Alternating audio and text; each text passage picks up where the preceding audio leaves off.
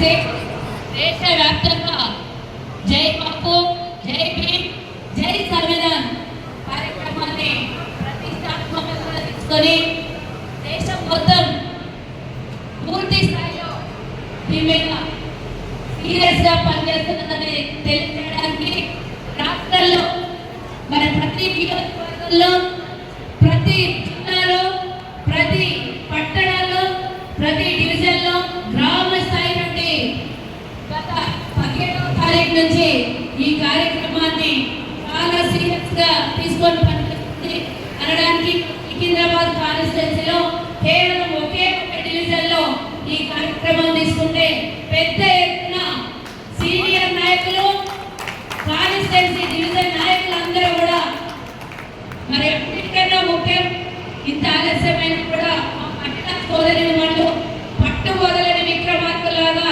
ఈ కార్యక్రమాన్ని పూర్తించడానికి ఇక్కడ జరిగేటటువంటిది, ఇక్కడ చెప్పినటువంటి విషయాన్ని తెలుసుకొని ప్రతి ఒక్కరికి గడప గడప చేర్చడానికి మరి ఇక్కడికి వచ్చేసినటువంటి మన కాంగ్రెస్ సీనియర్ నాయకులు అన్ని విధాల కాంగ్రెస్ జెండా మోసి కాంగ్రెస్ కోసం పనిచేసి కాంగ్రెస్ జెండాని భుజాల మీద మోసి కాయలు కట్టినా కూడా కాంగ్రెస్ ని కరడు కట్టిన కాంగ్రెస్ జెండాని తిప్పకుండా పనిచేసినటువంటి ప్రతి ఒక్క నాయకులకు అందరికీ కూడా నమస్సుమాంజలు తెలియజేస్తూ మరి ఇందాక తమ్ముడు చెప్పాడు 70 ఏళ్ళు అంటే స్వతంత్రం రాక ముందు నుంచే ఇప్పటిదాకా సొంత నియోజకవర్గం కాంగ్రెస్ నాయకులకు ఎవరికి కూడా టికెట్ రాలేదు. మొట్టమొదటిసారి సొంత నియోజకవర్గంలో 30 ఏళ్ల నుంచి పనిచేస్తున్నటువంటి సంతోష్ అన్నకి టికెట్ రావడము, పోటీ చేయడము, అందరినీ ఈరోజు అంటే గెలుపు ఓటమిలో సహజము. ఇక్కడ ఒక చోటే కాదు, నిజంగా చెప్పాలంటే హైదరాబాద్ లో కాంగ్రెస్ ని కొంత బాధ కలిగించేటటువంటి విషయం, అన్ని నియోజకవర్గాల్లో దెబ్బతిన్నటువంటి విషయం మనకు తెలుసు. కానీ గట్టి ఫైట్ ఇచ్చి మొట్టమొదటిసారి కాంగ్రెస్ కరడు కట్టిన కాంగ్రెస్ కి టికెట్ రావడం అనేది చాలా సంతోషకరం. నిజంగా ఎమ్మెల్యే ఎక్కడుంటాడో తెలియదు, కానీ సంతోషంగా మాత్రం ఇందాక తమ్ముడు చెప్పినట్టు ప్రతి గడప గడపకి, బస్తీ బస్తీకి సమస్యల్ని తెలుసుకొని ఆ సమస్యల్ని పరిష్కరించడం కోసం కార్యకర్తల్ని, నాయకుల్ని కలుపుకొని పనిచేస్తున్నటువంటి సంతోషానికి, అలాగే తనయుడైనటువంటి సృజన్ అంటే పోటీ చేసిండు రాష్ట్ర నాయకుడిగా. ఎవరైనా సరే కాంగ్రెస్ చరిత్ర తెలవాలి, కాంగ్రెస్ గురించి పూర్తిగా అవగాహన ఉండాలి అంటే ఎప్పుడు అంతా చెప్తుంటారు, ఎన్ఎస్యూ నుంచి పనిచేస్తే వంటి మీద వెంట్రుకలు లేచి నిలబడతాయి. కాంగ్రెస్ ఎవడన్నా ఏమన్నంటే ఎవరు ఊరుకోరు, అంత కరడు కట్టినట్టు ఉంటారు ఎన్ఎస్యూ నుంచి వచ్చినటువంటి విద్యార్థి నాయకులు అనేది. సృజన్ ఇందాక మాట్లాడుతుంటే తను నియోజకవర్గంలో ప్రతి బస్తీలో నేను ఎక్కడో వెళ్ళి పనిచేయడం కాదు, నా నియోజకవర్గానికి నన్ను నమ్ముకున్న కార్యకర్తలకి కాంగ్రెస్ కి ప్రాణం పోయి పనిచేస్తున్నటువంటి సృజన్ని చూస్తే అర్థమవుతుంది.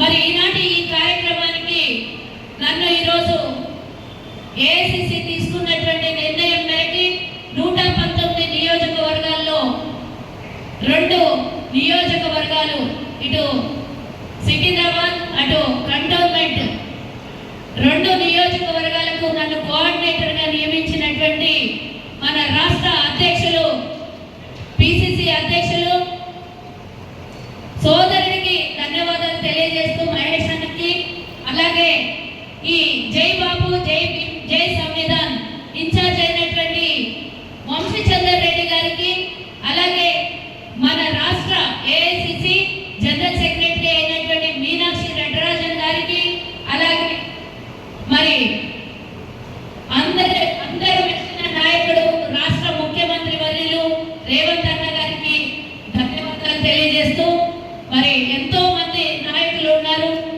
119 నియోజకవర్గాలలో. ఈ 2 నియోజకవర్గాలకి నాకు ఈరోజు మరి కోఆర్డినేటర్ గా వేసినందుకు వారికి ధన్యవాదాలు తెలియజేస్తూ నాకు ఇచ్చినటువంటి ఈ అవకాశాన్ని అందరి వద్దకు సంవిధాన్ అంటే మన రాజ్యాంగాన్ని దాన్ని తీసుకొని పోయి మన కాంగ్రెస్ ఐడియాలజీ గురించి చెప్పడము, ఒక సంవత్సరం పాటు బాధ్యత ఇచ్చినందుకు వారికి అందరికీ కూడా, నాయకులందరికీ, మంత్రి మండలికి, కాంగ్రెస్ కమిటీకి అందరికీ కూడా ధన్యవాదాలు తెలియజేస్తూ ఈ రోజు నుంచి సికింద్రాబాద్ లో తొలి డివిజన్ కార్యక్రమం నిర్వహించినందుకు, ఇక్కడి నుంచి ఒక సంవత్సరం పాటు మీతో కలిసి పనిచేయడానికి నాకు చాలా సంతోషంగా ఉందని తెలియజేస్తూ, అలాగే ఈ కార్యక్రమంలో అనిల్ గారు, రవి గారు, అభిషేక్, బ్రహ్మాజీ గారు, గణేష్ యాదవ్ గారు, డివిజన్ ప్రెసిడెంట్స్ అమర్నాథ్ గౌడ్ గారు,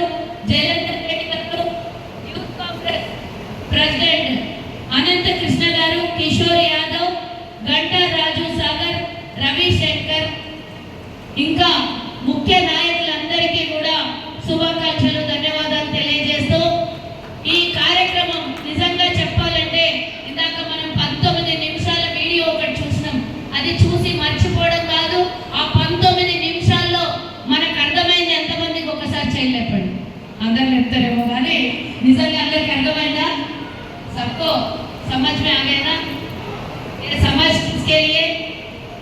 మన రాజ్యాంగాన్ని, మన హక్కుల్ని కాల రాస్తున్నటువంటి బీజేపీ కాల నాగు పార్లమెంటులో రాజ్యాంగాన్ని తుడిచేద్దామనే ప్రయత్నం చేసి మొన్న జరిగినటువంటి పార్లమెంట్ ఎన్నికల్లో 400 సీట్లు మాకు ఇవ్వండి అని చెప్పుకున్నది ఎందుకో తెలుసా? అందరూ తెలుసు, కానీ నేను మళ్ళీ ఒకసారి ఈ సభా వేదిక ద్వారా మీకు తెలియజేస్తున్నా.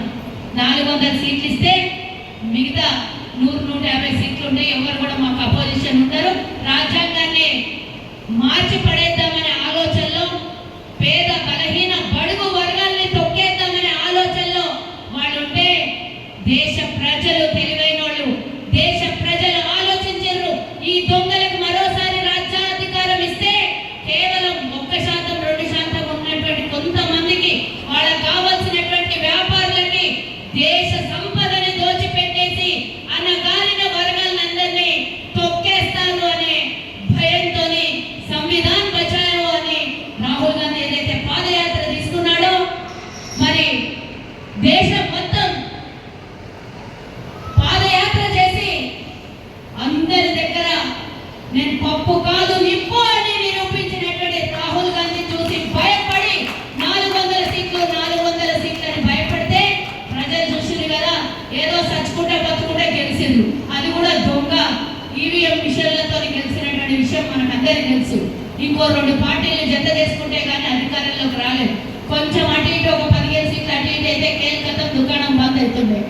అప్పుడు తెలుస్తుండే బీజేపీ వాళ్ళు మహాత్మా గాంధీని చంపి, బీజేపీ ఆర్ఎస్ఎస్ దొంగలు మహాత్మా గాంధీని చంపి మళ్ళా మొన్న పార్లమెంట్ లో మహాత్మా గాంధీ ఫోటో పట్టుకొని పెద్ద పెద్ద నీతులు చెప్తున్నారు. మీ వాళ్ళే కదా చంపిర్రు, మీ వాళ్ళే కదా అని ఇప్పటిదాకా తూలనాడుతున్నారు. గాంధీ ఫోటోని కిందేసి తొక్కింది మీరే కదా. మళ్ళా ఈరోజు గాంధీ మహాత్ముని పెట్టుకొని అంబేద్కర్ని కించపరిచే విధంగా పార్లమెంట్ లో మాట్లాడి దేవుడు